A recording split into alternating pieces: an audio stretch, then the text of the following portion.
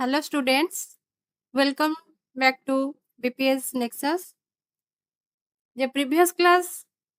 रे तुम मैंने जानिचो जे न्यू सिलेबस हमर सब कोन चेंज हेची 8 क्लास रो आज आमे फास्ट स्टार्ट करिबा प्रथम अध्याय प्राकृतिक संबल और तार व्यवहार ता पूर्वरु मु कहया को चाहिबी जे तुम मैंने ए चैनल को लाइक करो सब्सक्राइब करो आउ शेयर भी करिवो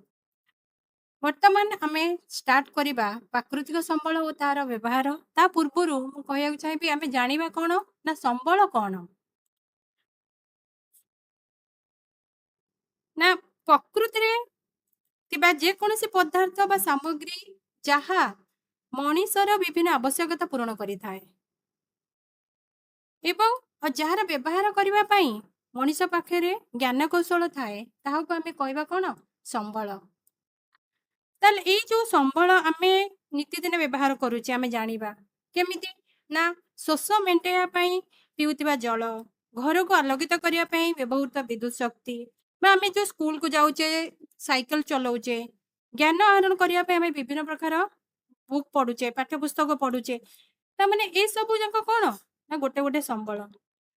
ना पानी विद्युत शक्ति साइकेल पनीपरिबा हैला कि पाठ बही हैला ए मध्य रे कोन होची एक प्रकार समानता रहिची एगुडो को आमे व्यवहार लगौचे केमिति लगौचे निजर ज्ञान कौशल रे ता माने आमे ए गुडी करो उपयोगिता मध्य भी रहिची उपयोगिता बा प्रयोजनीयता ही कौनसी द्रव्य बा पदार्थ को संबल रे परिणत करे ताले आमे जदि कौनसी पदार्थ संबल रे किपरि परिणत करिबा हमर मन रे ए क्वेश्चन आसीबो ना ताले आमे कौनसी पदार्थ सेते बेले संबल रे परिणत हुए जेते बेले ता एहार किछि मूल्य थाए ताले पदार्थर व्यवहार बा उपयोगिता ही एहाकू मूल्य देई थाए ताले प्रत्येक संबल रे किछि ना किछि मूल्य थाए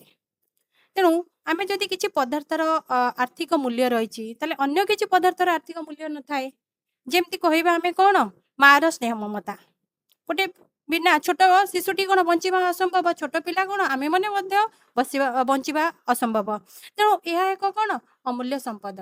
वर्तमान तुम माने जानि पाइलो जे संबल कोन एतरे जानिलो जे प्रकृति रे थिबा जे कोनोसी पदार्थ बा सामग्री जहा मनुष्यर विभिन्न आवश्यकता पूर्ण करि थाए आ जहार व्यवहार करिया पई मनुष्य पाखे ज्ञान कौशल थाए ताको आमे कहबा संबल ता माने हमर जो जानिलो तापर आमे कोन करबा ना तार श्रेणी विभाग करबा ना केमिति ना आमे संबल को श्रेणी विभाग करबा से उत्पत्ति अनुसार विभिन्न प्रकार अछि तार प्रकार भेद जेंति प्राकृतिक संबल मानव संबल आउट होची कोन ना मानव निर्मित संबल ताले विषय तमर जो प्रथम अध्याय तो देइची जे प्राकृतिक संबल कोन ताले प्राकृतिक संबल आमे कोन जहा काहा को कहबा ना जोटा हमकु कोन होची ना प्रकृति रु मिलुची ताले प्रकृति रे सब हमकु कोन कोन मिलुची ता प्राकृतिक परिवेश रु जथा आवश्यक स्थले सामान्य परिवर्तन द्वारा कोन होची जहा व्यवहार उपयोगी पदार्थ हो बा उपादान को आमे कोन कहचे ना प्राकृतिक संबल बोले आमे कहूचे जेमति आमे श्वासक्रिया व्यवहृत करूथबा पवन सूर्य रश्मि नदी हृदर जल मूर्तिका खनिज ए सब कोन ना प्राकृतिक संबल ताले आमे एगुडी को मध्यरु केतक प्राकृतिक मुक्तदान स्वरूप तथा सिद्धासलक भाबे मध्य आमे उपयोग करूचे काहे कि ना हमर समय दिन भी चेंज होउची विभिन्न प्रकार टेक्नोलॉजी मध्य डेवलप करा जाउची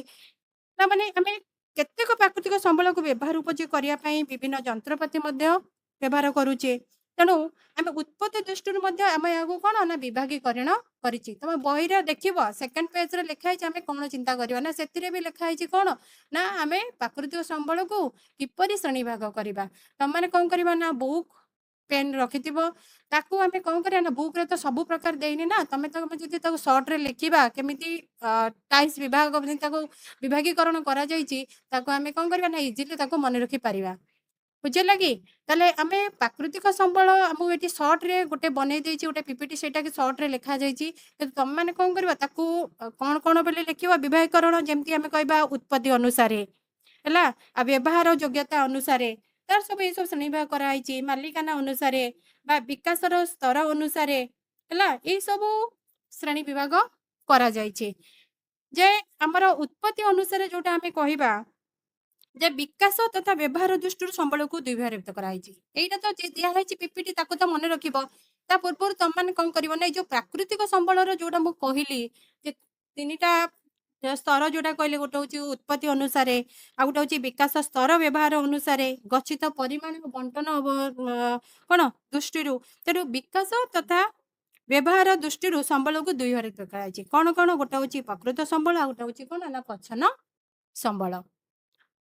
ତାପରେ ଯେଉଁ ସମ୍ବଳ, ତାହେଲେ ସେ ପ୍ରକୃତ ସମ୍ବଳ କଣ, ପଚ୍ଛନ୍ନ ସମ୍ବଳ କଣ ନା, ଯେଉଁ ସମ୍ବଳକୁ ପରିମାଣ ଓ ମାନ ଜଣା ପଡିଛି ତାକୁ ଆମେ କହିବା ପ୍ରକୃତ। କଣ ସେଇଟା ନା, ବର୍ତ୍ତମାନ ଏଇ ସମ୍ବଳ ବ୍ୟବହାର କରାଯାଉଛି, ଆମେ ବ୍ୟବହାର କରୁଛେ,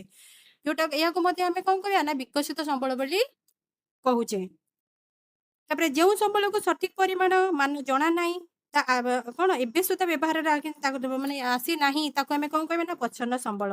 ତାହେଲେ ଭବିଷ୍ୟତରେ ଏହାକୁ ବ୍ୟବହାର କରାଯାଇପାରେ, କିନ୍ତୁ ବର୍ତ୍ତମାନ ଉପଲବ୍ଧ ପ୍ରଯୁକ୍ତି ବିଦ୍ୟା ଦ୍ୱାରା ଏଇ ସମ୍ବଳକୁ ସହଜରେ ବ୍ୟବହାର ଉପଯୁକ୍ତି କରିହେବ ନାହିଁ। ଏଇଟା ହଉଛି କଣ ନା, ଯଦି ଆମର କ୍ୱେଶ୍ଚିନ୍ ପକେଇଦେଲା, କାହିଁକିନା ବୁକ୍ ରେ ଏଗୁଡ଼ା ସବୁ ଦେଇନି ନା, ତମମାନେ ସବୁଗୁଡ଼ା ଏଇଟା ସବୁ ମନେ ରଖିବାକୁ ପଡିବ ନା, ଏ ବିଷୟରେ ଚିନ୍ତା କରିବା। ତା ପୂର୍ବରୁ ପ୍ରାକୃତିକ ସମ୍ବଳର ଟାଇପ୍ସ ଏଇଟା ଗୋଟେ, ତା ସହିତ ଆମେ ଆଉ କଣ କରି ପଡିବା ନା ଜୈବ ନା ସମସ୍ତ ମାନେ ହଉଛି କଣ ନା ଭରଣ ଦୃଷ୍ଟିରୁ, ଯୋଉଟା କି ମୁଁ ଏବେ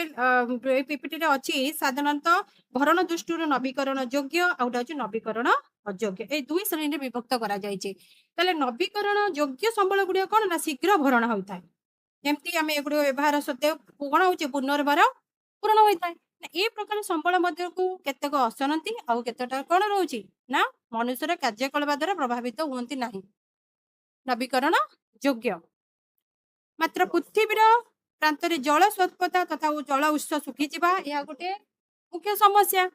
ତେଣୁ ନବୀକରଣ ଅଯୋଗ୍ୟ କଣ, ଆମେ ପ୍ରାକୃତିକ ସମ୍ବଳ ବିଷୟରେ ପଢିବା, ତାପରେ ଆମେ ସେଇଟାକୁ କଣ ଦେଖିବା, ଅନ୍ୟ ଦେଖିବା ମାନବ ସମ୍ବଳ କଣ, ମାନବ ନିର୍ମିତ ସମ୍ବଳ କଣ, ହେଲା କି? ତାହେଲେ ନବୀକରଣ ଅଯୋଗ୍ୟ କଣ ନା, ଯେଉଁ ସମ୍ବଳ ଗୁଡିକର ଭଣ୍ଡାର ସୀମିତ।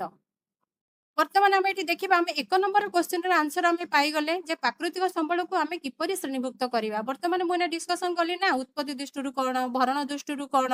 ଯେ ତମମାନେ ଏଇ ପଏଣ୍ଟ ଗୁଡାକୁ ମନେ ରଖିଦେଇଛ। ତାମାନେ ଆମେ ଏଇ ଯୋଉ ବିଷୟଟାକୁ ଆମେ କଣ ପାର୍ଟ ପାର୍ଟ କରିଛେ, ପାର୍ଟ 1 ରେ ଆମେ ଜାଣିଲେ ଏଇଟା କଣ, ଯେ ପ୍ରାକୃତିକ ସମ୍ବଳକୁ ଆମେ କିପରି ଶ୍ରେଣୀଭୁକ୍ତ କରିବା। ତାମାନେ ଆମେ ନେକ୍ସଟ କ୍ଲାସରେ ଦେଖିବା, କଣ ସେ ଦେଖିବା ନା, ଆମେ ଜାଣିଲେ ନା ତାହେଲେ ପ୍ରକୃତି କେତେବେଳେ ସମ୍ବଳରେ ପରିଣତ ହୁଏ। ମାନେ ମୁଁ ତମକୁ ଏଟା ଫାଷ୍ଟରେ ବି ଡିସ୍କସନ କରିଛି, ନେକ୍ସଟ କ୍ଲାସରେ ମୁଁ ଜାଣି କଣ ଡିସ୍କସନ କରିବି ନା ପ୍ରକୃତି କେତେବେଳେ ସମ୍ବଳରେ ପରିଣତ ହୁଏ, ତାପରେ ଆମେ ସେକେଣ୍ଡ କ୍ୱେଶ୍ଚିନର ଆନ୍ସର ପାକୁ ଯିବା। ଏତିକିରେ ରହୁଛି, ଯଦି କିଛି ଡାଉଟ ଥିବ ତାହେଲେ କମେଣ୍ଟରେ ଲେଖିକି ଜଣାଇବ। Thank you.